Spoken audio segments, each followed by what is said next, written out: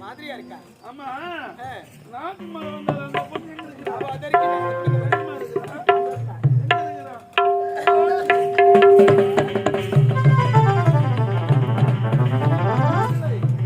எவ்வளவு அழகாக இருக்கின்றாய். உன்னை பார்த்தவுடனே என்னிடத்தில் என் மனதை நான் உன்னிடத்தில் பறிகொடுத்து விட்டேன். இருந்தாலும் வாழ்ந்தால் உன்னோடு இல்லை என்றால் இந்த மண்ணோடு மாண்டு ஆடி மாசம் காத்தடிக்க மானே மாங்குயல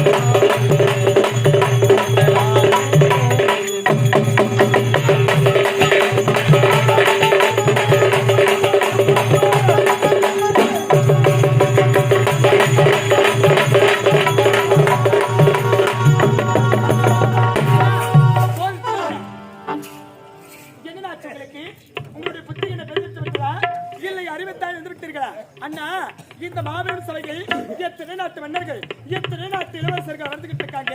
கேவலம் அவ யாருன்னா இது மஞ்சள் நீராட்டு விழாக்கு நாட்டியமான வந்து ஒரு தாசி ஒரு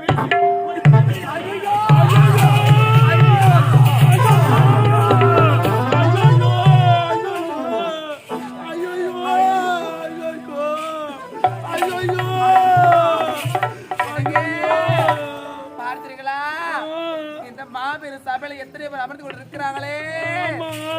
இத்தனை பேர் எதிர உன்னுடைய தங்கச்சி என்ன பத்தி தாசி பேசி எப்படி யாரு சொல்லிட்டாலே. இந்த ஊரு ஆம்பளை பசங்க எல்லாம் பார்த்துட்டாங்க. என்ன யாருக்கு திருமணம் கவலைப்படாது. எப்போது உன்னை தாசி பேசி நுழைந்தாலோ இச்சபையிலே உன்னை நான் திருமணம் செய்து கொள்கின்றேன். நிச்சயமாக இப்பொழுது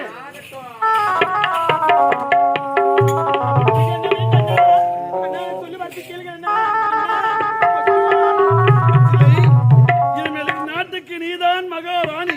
இனிமேல் நாட்டுக்கு நான் தான் மன்னன். எனக்கு அதான் பெருமையே கிடைக்காது. பெருமையே கிடையாது. என்னதான் இருந்தாலும் யாரு என்னுடைய நாத்தனாரு என் அண்ணன் ஒரு வார்த்தை சொன்னா அதுவே போதுங்க. இவ்வளவுதானே ஆகத்தை நான் பார்த்துக் கொள்கிறேன். சபையிலே உன் கரம் நிச்சயம் அடைத்து விட்டாய். போனால் போகட்டும் என்று விட்டு வருகின்றேன். ஆனால் அந்த பெண்ணை பார்த்து தாசி வேசி நுழைத்து விட்டாய். அவளை நான் திருமணம் செய்து கொண்டு அவளை அண்ணி என்று சொல்ல முடியுமா முடியாதா? என்னது அவளை நான் அண்ணி என்று அழைக்க வேண்டும்? ஒரு காலம் முடியவே முடியாது. நிச்சயமாக சத்தியமாக இறுதியாக உறுதியாக சொன்னாய்.